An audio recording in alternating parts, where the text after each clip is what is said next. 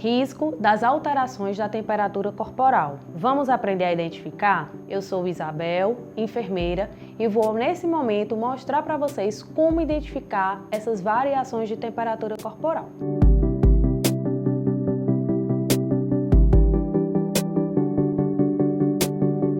Vale ressaltar que o que significa essa nossa temperatura corporal? Na verdade, é uma forma que o nosso organismo tem de fazer um controle entre o nosso meio interno, que é o nosso organismo, e o meio externo. E como é que isso acontece? Através do hipotálamo, que é responsável por esse controle de temperatura. Então, por exemplo, quando nós estamos em um ambiente frio, ocorre uma vasoconstricção, que vai fazer com que os nossos capilares eles se fechem, conseguindo assim manter uma temperatura corporal interna adequada, ideal, para que a gente não congele. Já quando acontece o contrário, quando nós estamos em um ambiente muito quente, ocorre uma vasodilatação.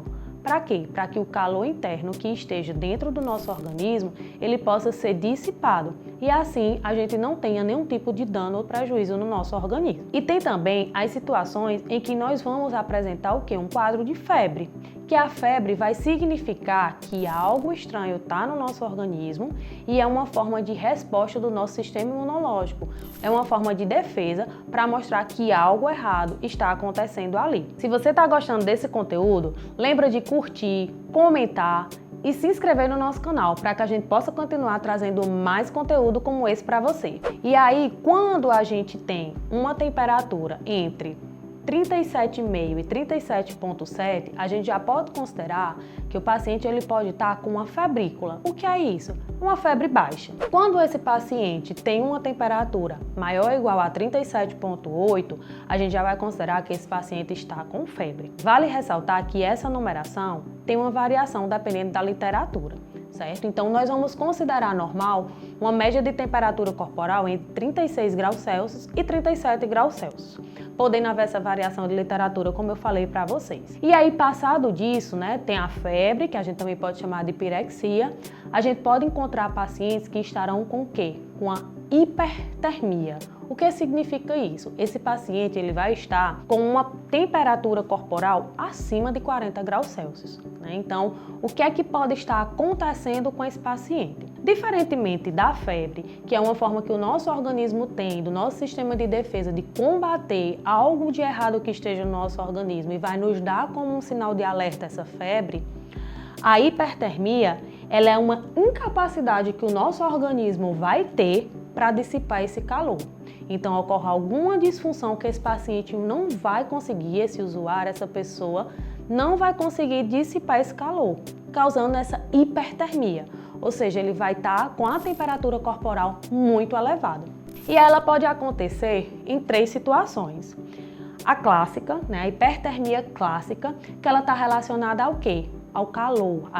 A gente está em um ambiente que está muito quente ou a gente se submeter a altas temperaturas, Então, pode estar acontecendo essa exposição excessiva ao calor e a gente tem uma hipertermia clássica, que pode gerar ali também uma desidratação e a gente vai precisar ter uma reposição de líquidos para poder ajudar nesse retorno, nesse controle dessa temperatura. Pode acontecer uma hipertermia por esforço, quando a gente realiza uma atividade física, por exemplo, uma corrida, uma caminhada, uma atividade física que demande um esforço físico maior, a gente pode estar elevando também a nossa temperatura corporal. E também existe a hipertermia maligna, que essa já é um pouquinho mais delicada, que ela vai estar relacionada ao quê? A efeitos colaterais de alguns medicamentos, que precisa ser avaliada e conduzida por médicos. E aí, alguns sinais e sintomas podem nos despertar para identificar se esse paciente está com essa hipertermia.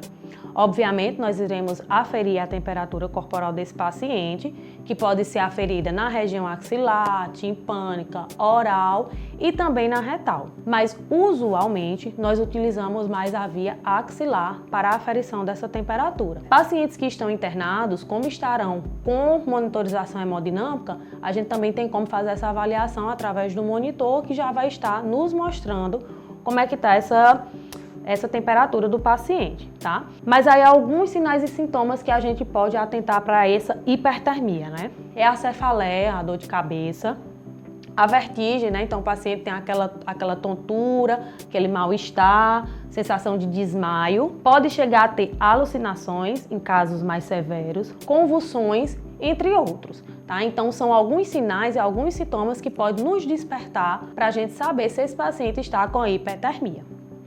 Por outro lado, nós temos também a hipotermia, ou seja, esse paciente vai estar com a temperatura corporal abaixo do considerado ideal, do considerado normal.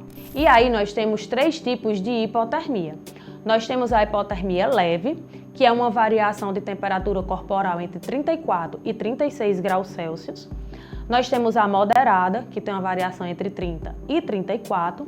E nós temos a grave, que é quando o paciente ele passa a ter uma temperatura corporal menor que 30 graus Celsius. Alguns autores consideram até menor do que 28, né? Então sempre vai ter uma variação pequena, mas sempre terá uma variação desses parâmetros, dependendo do autor, dependendo da literatura que a gente possa vir a consultar. E aí, quais são os riscos desse paciente com hipotermia? A gente tem que atentar que se esse paciente está com hipotermia, pode causar algumas lesões e alguns comprometimentos ao organismo, né? Então, esse paciente ele vai apresentar calafrios, sudorese, sinais de choque, calafrio, sudorese, pele fria, uma letargia, então aquele paciente que vai estar mais largado, confusão mental, podendo evoluir para o coma até o óbito, certo? Então a gente precisa estar atento à avaliação dos sinais vitais do paciente, tão importante como todos os outros sinais vitais, que é a pressão, a frequência cardíaca, né, o pulso, a frequência respiratória e a avaliação da dor. A gente tem que estar sempre muito atento à questão da verificação da temperatura do paciente para que a gente possa avaliar se ele está passando por um quadro de febre, se ele está com uma hipotermia ou com uma hipertermia, para que o caso possa ser conduzido e esse paciente seja manejado da melhor forma possível. Então, pessoal, eu vou deixar na descrição desse vídeo um link para que vocês possam acessar o site da Vendes Escola de Saúde. Lá você terá acesso a vários cursos da área da enfermagem e isso fará um diferencial enorme na sua carreira profissional. E se você gostou desse vídeo, lembra de curtir, comentar, compartilhar, se inscrever no canal para que a gente possa continuar trazendo mais vídeos como esse para você.